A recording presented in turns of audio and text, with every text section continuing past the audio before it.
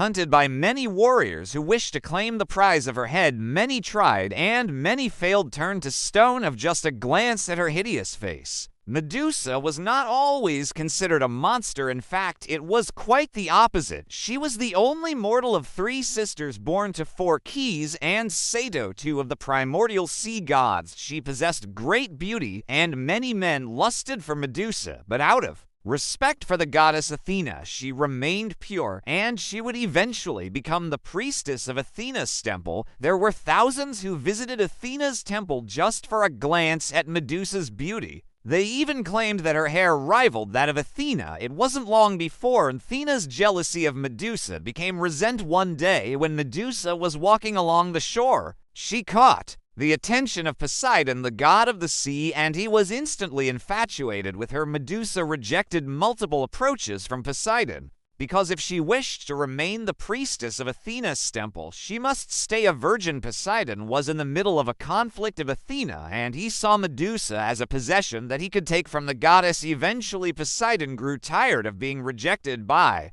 Medusa. He decided that he will take her by force. Medusa, in fear for her life, ran into Athena's temple in the hopes that the goddess would offer her protection. There was no protection given that evening, and Poseidon had his way with Medusa. When Poseidon had finished, Athena did appear enraged by the events that had just taken place. She decided that she would punish Medusa. As punishment against the gods such as Poseidon was considered unthinkable, Athena cursed Medusa, the hair that she was once so envious of. She turned into a head of venomous snakes. Anyone who looked into Medusa's eyes would be petrified and turned to stone. Word spread of the monster that Medusa had become, and she became the target of many warriors who wished to add her head to their list of trophies. All the triads shared the same fate, being turned into stone, until the hero Perseus, son of Zeus, was tasked with retrieving her head. In order to complete the task, Perseus required aid from the gods. He was given a helmet from Hades that made him invisible to Medusa, a pair of winged sandals from Hermes, allowing him to reach Medusa. Athena gave him a bronze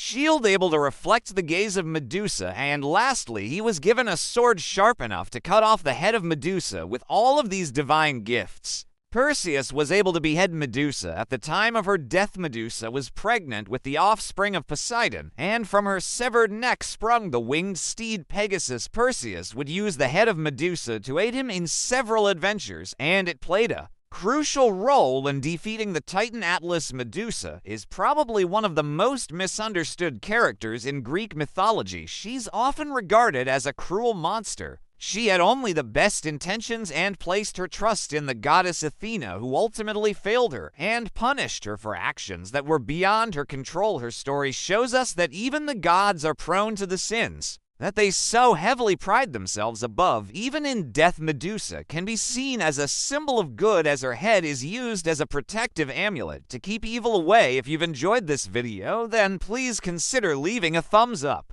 as it helps promote the video and allows the channel to grow. If there's anything you'd like to discuss or have any ideas for future videos, then please let me know in the comments section. As always, I've been your host, Mythology and Fiction Explained.